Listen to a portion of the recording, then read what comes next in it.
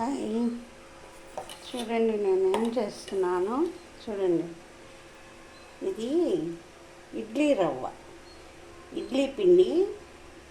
ఇది అట్టు పోస్తున్నాను.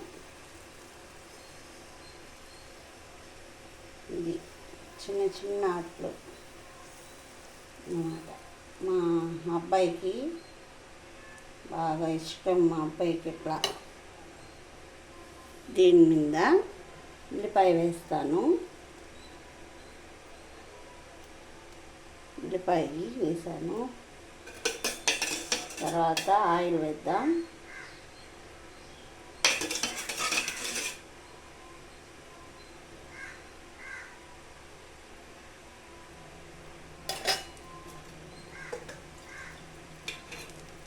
ఆయిల్ వేసేస్తున్నాను.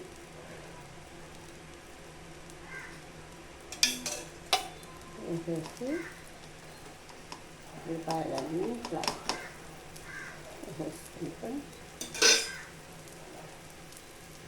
ఇడ్లీ పిండితో అట్టు రెడీ. మీరు కూడా ట్రై చేయండి, మరి బాగుంటుందండి. ఇడ్లీ పిండి అట్టు బాగుంటుంది. తెనాలి వాళ్ళు ఇలాగే వేసుకుంటారు ఇడ్లీ పిండి అట్టు.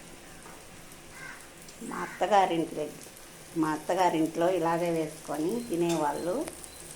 అది చూసి నాకు అలవాటైంది.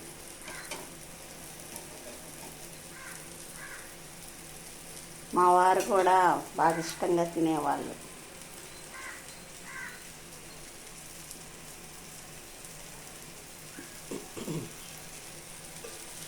మా మామయ్య కానీ మా అత్తయ్య కానీ ఇడ్లీ పెడితే పెద్దగా తినరు. ఇలాగ అట్లు పోసామనుకోండి ఇడ్లీ పిండితో అయిపోద్ది. ఎంత ఇడ్లీ పిండి ఉన్నా అయిపోతుంది. అదనమాట. ఇప్పుడు ఇది బాగా ఇంకా ఉడకాలి, ఇంకా కాలాలి. దీని మీద మూత పెట్టేసేసేమో. అట్టు రావాలంటే మూత పెట్టాలి. పెట్టకపోయినా వస్తుంది. నేనే ఫోన్ పట్టుకోవాలి, నేనే దోశ తిరగేయాలి. ఇదేమో జరిగిపోతుంది పెను. నాకు పొద్దున్నంటే మా ఫ్రెండ్స్ రారు కదా, పనిలో ఉంటారు కదా. వాళ్ళు ఎవరన్నా వస్తే హెల్ప్ చేస్తారు. చూడండి, తిరగేసేసాను అట్టు.